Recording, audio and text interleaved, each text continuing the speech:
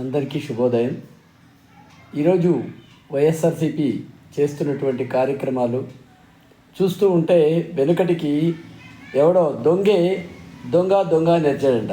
అలా ఉంది వీళ్ళ యొక్క వ్యవహార శైలి. ఈరోజు గత 5 ఏళ్లలో అధికారంలో ఉన్నప్పుడు వైఎస్ఆర్సీపీ 11 సార్లు విద్యుత్ ఛార్జీలను పెంచి ఈరోజు విద్యుత్ ఛార్జీలు పెంచారు అని చెప్పి మీరు ధర్నాలు చేయడం లేదా నిరసన కార్యక్రమాలు తెలపడం చూస్తుంటే ఈ సామెత అచ్చుగుద్దినట్టు మీకు సరిపోతుందేమో. అదేవిధంగా నిన్నటి దినం యువత పోరు అని చెప్పి మరొక కార్యక్రమాన్ని తీసుకున్నారు. ఎవరు యువతకు అన్యాయం చేసింది? ఎవరిపైన పోరు చేయాలి? ఈరోజు ప్రతి సంవత్సరం జాబ్ క్యాలెండర్ జనవరి 1వ తేదీ ఇస్తా అని చెప్పి యువతను మోసం చేసినటువంటి జగన్మోహన్ రెడ్డి పైన యువత పోరు చేయాలా? లేదా ఈరోజు డిఎస్సిని ప్రకటించి దాదాపుగా గత 5-6 ఏళ్లుగా ఎదురు చూస్తున్నటువంటి ఉపాధ్యాయ నిరుద్యోగులకు ఈరోజు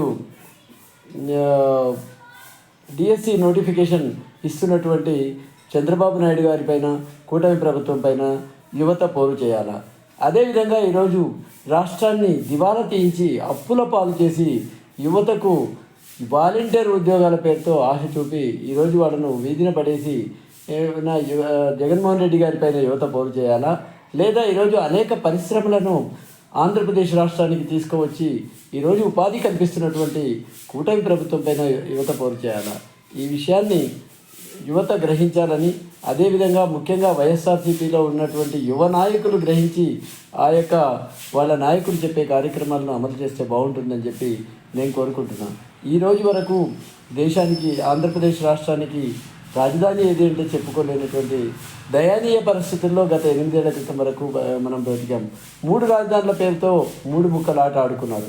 అదేవిధంగా పోలవరాన్ని 82% పూర్తయిన దాన్ని, మిగిలిన దాన్ని పూర్తి చేయలేక ఉన్నదాన్ని కూడా చెడగొట్టారు. ఈరోజు పోలవరం పనులు మరొక్కసారి ఊపందుకున్నాయి.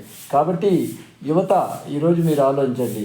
మీరు పోరు చేయాల్సింది మీ నాయకుడు జగన్మోహన్ రెడ్డి పైన లేదా కూటమి ప్రభుత్వం పైన ఆలోచించుకోవాలని చెప్పి మీ అందరికీ తెలియజేస్తున్నా. జై హింద్.